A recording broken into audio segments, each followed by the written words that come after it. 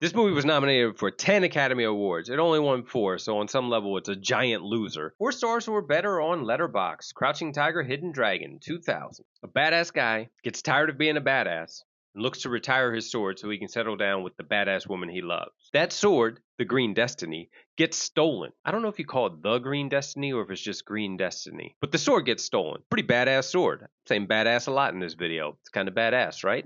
Probably not. It's actually pretty bad. A badass girl steals the sword. Then the badass guy and the badass woman have to try to get the sword back. I'm trying not to give away all the movie here, so I'll just leave it at that. This movie brought together the sweeping cinematic filmmaking that came out of Hollywood with martial arts movies of the type that I used to watch on WPHL 17 on Saturdays in the Philadelphia area. Basically, it brought romance and emotion to a world that prior to that was just ass kicking. First time I saw Crouching Tiger, Hidden Dragon, it was in the theater in 2000, and it was mind blowing at the time. I immediately went and saw it again. I've said in other videos, I don't watch movies in theaters multiple times all that often. I definitely did it for Amelie, and I did it for Crouching Tiger, Hidden Dragon.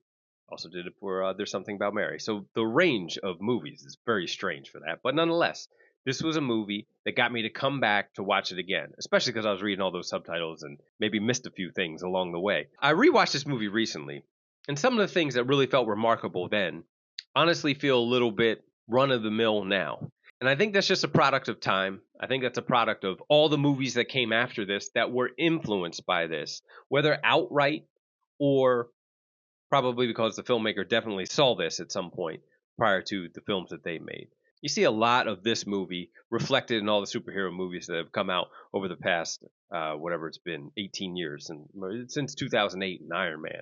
A lot of what happened in cinema post 2000, as far as action movies, owes something to Crouching Tiger, Hidden Dragon. On some level, I was disappointed when I rewatched it because it wasn't as grand as I remember it, but it's still a magnificent film, and I think it's an important film for everybody to watch who especially wants to be a filmmaker to see what one of those moments look like when cinema makes a giant leap, where things kind of come together in a new way, and a world of possibilities is now opened up for everybody that comes after. Crouching Tiger, Hidden Dragon is one of those moments. It's an inflection point in action, romance, cinema. That's Crouching Tiger, Hidden Dragon. This is 4 stars or better on Letterboxd. I just find movies that I've given at least 4 stars to on Letterboxd, and I talk about them, and I recommend them so you can go out and watch them and find some great things to watch instead of all the other junk that's just out there for us to consume, or even more videos like this. No, you should definitely keep watching more videos like this. But I appreciate you watching this video. Don't forget to check out the playlist that has